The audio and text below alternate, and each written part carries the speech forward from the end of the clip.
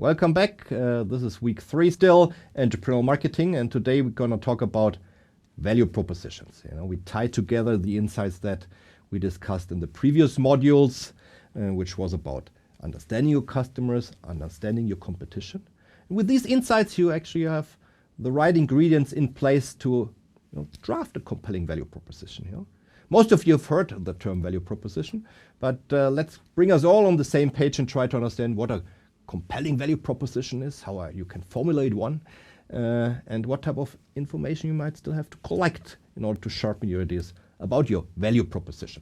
So your value proposition is the collection of reasons why a person or a company benefits from buying your product or a service. So it's your promise of performance and value. It is expressed typically in a short statement that is aimed at occupying a space in your customer's mind. And it conveys the message, it's the best buy for this type of problem. So it's really an element, a message that combines the competition and your customer insights. In order to create and occupy such a space in your customer's mind, your value proposition must be compelling, it must resonate with the customer, and it must be differentiated. So what does this mean? To be compelling, it needs to provide key attributes to the targeted customers, so to speak, the customer value drivers. And it should, in order to be differentiated, it needs to clearly state how the key attributes of your offering are better than the ones of your competitors. So the competition and the customer insights that you have collected are of vital importance in developing a compelling value proposition. So a value proposition can come in many forms, but in my experience, the content of a good value proposition can be stated in one clear-cut sentence. And this is the sentence I share on this slide with you. It's a prima vista, it looks like a simple sentence, but in fact, it will take you quite a bit of time to really draft it and phrase it in a way that it's compelling. It says, as a result of our offerings, customers with a certain profile who are facing some kind of compelling reason to act will do experience something for a cost that they face and enjoy some benefits, some return within or by a certain time. Compared to some alternatives, you can name the alternatives here, the advantages of using our offerings are bing, bing, bing. So this one sentence, it's a long sentence, granted, but this one sentence can give you the ability to put very succinctly what your company is about. And for some of you, this might be looking like a simple sentence to draft, but please do it. It's so of vital importance, and you will realize, well, in order to find a compelling way to put it, it's not so straightforward. So I've typically the teams that I consult to and work with, it takes them a couple of hours in order to come up with a sentence, and then there's over time even some honing in, some fine tuning on the sentence, because ultimately, if you can phrase that sentence, you've understood also why you should be successful vis-a-vis the competition. This will help you in talking to customers. This will help you even to talk to investors, because the investors will get a good understanding that you have command of your venture and know what you do. So of course, when you look at this sentence, there are a couple of elements that you may or may not know yet. So I've drafted this little table here to help you understand what type of elements I still need to do research on and what type of elements you can say I already have sufficient information on. So let's quickly look at this. So there are 2 columns. One is facts that you know, evidence that you actually have, and then there's assumptions. And oftentimes, just as a footnote here, you start your entrepreneurial journey with lots of assumptions, and over time you're collecting information, you're collecting facts and evidence that helps you to replace these assumptions with concrete stuff that you know. So one key element that is part of the value proposition is, of course, who's your target customer? What type of facts have you collected on that front?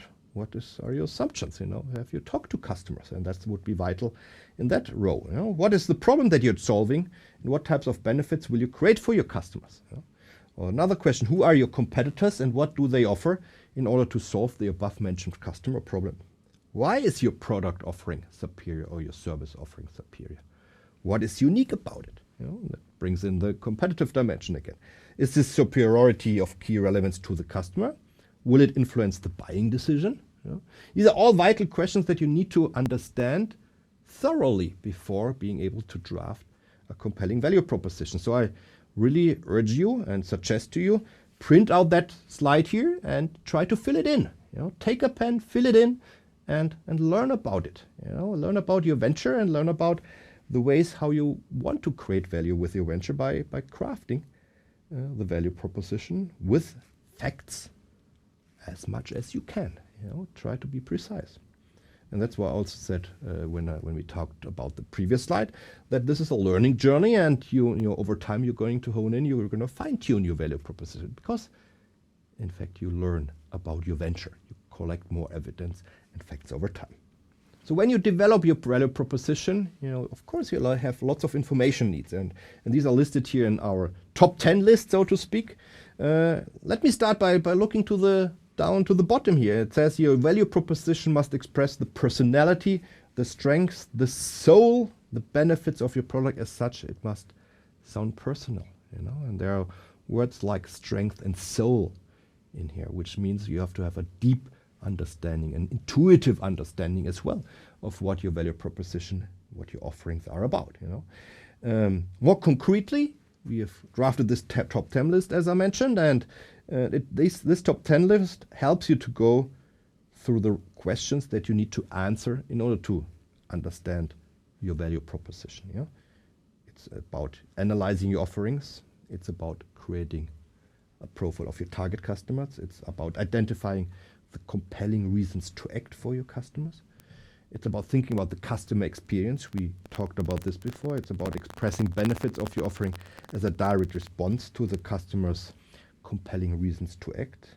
It's about evaluating the cost to customers in terms of money, resources, troubles, risk, and lost opportunity, which means you really have to stand in the shoes of your customer. It's about noting when your customer will experience the benefit of your product, so the timing component. It also means you have to creatively define your competition. What are the real alternatives that the customer faces?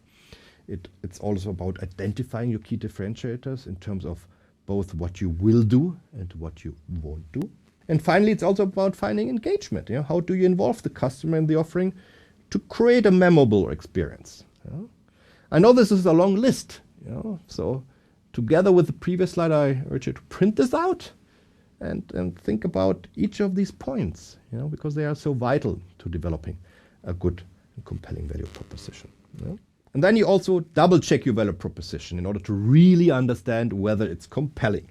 And there are 3 key elements that you need to keep in mind in order to check your value proposition. And these are the components of strong value propositions. It's resonate, meaning I need this product from the customer's perspective. It's differentiate, meaning no alternatives are as good. And there's substantiate, which means from the customer's perspective that the customer says, I believe that you are able to deliver this type of product, service, this type of promise.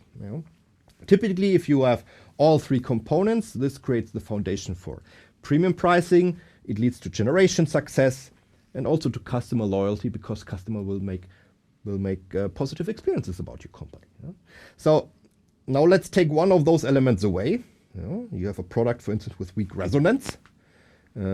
So the I need is not strong. But you still have one that is difficult to substitute, and you're able to substantiate your claims. What does this lead to? The buyer will say, because there's weak resonance, I don't need it. It's not important enough. And this is quite a problem for a startup, because that means he won't buy your product. Same story with taking away the differentiate. So you have a product that is easy to substitute. You would have still strong resonance. You're able to substantiate, but there are other options out there. So what would the customer say? Well, he would say, what's your best price? I can do without you. And that means you don't make the sale. Or it's hard to make the sale, at least. And finally, if you have the substantiate out there, you would say, strong resonance is there. Yes, difficult to substitute is there. But the not able to substantiate will lead the customer to say, well, I'm skeptical. I can't risk it. What does that mean? It means you you don't make the sale. So if you have one of these three elements taken away, you're really in trouble. So with a good value proposition, these three elements should be present. So really go for them, and try to craft a value proposition that you can tick all these three elements. So here's an example, and here we filled in basically some information about a company that is producing an eye movement tracker for the marketing domain. And it reads the following. As a result of our eye movement tracker, customers, which are the market researchers who are facing the need to be aware of where buyers look at in their shopping environment, will successfully track areas of attention for only a price, let's say, of $50 per month in a subscription-based model and enjoy non-biased simulation results within 20 seconds of recording the eye movement.